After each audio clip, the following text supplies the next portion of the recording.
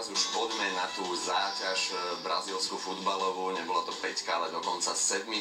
Brazílčania naozaj smútia, pretože nemeckí futbalisti ich v semifinále majstrovstiev sveta doslova vyškolili. Po 29 minútach vyhrávali neuveriteľne 5-0 a okrem konečného výsledku 7-1 vôjde do dejín aj spôsob, ako zverenci Joachima Löwa skutočne vyškolili družinu Luisa Felipeho Scolariho. Duel sa z dramatického súboja o postup do finále 20. svetového šampionátu zmenil veľmi rýchlo na totálnu nemeckú exhibíciu. Skóre otvoril Müller a potom prišla štvorgólová smršť v rozpätí 6 minút. Odštartoval ju Klose, ktorý sa stal so 16 presnými zásahmi najlepším kanonierom v histórii majstrovstiev sveta. Ďalšie 2 góly pridal Kroos a šokujúcu úvodnú 29 minútovku uzavrel Khedira.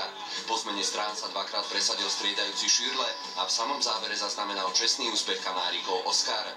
Brazília bez Thiaga Silvu a Neymara totálne zlyhala a spamätáva sa zo svojej najväčšej futbalovej potupy v histórii.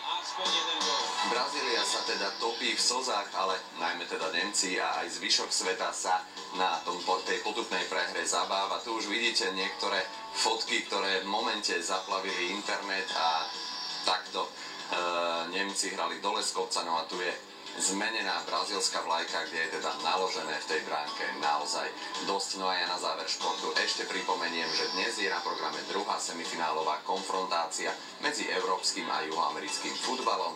Holandsko sa stretne.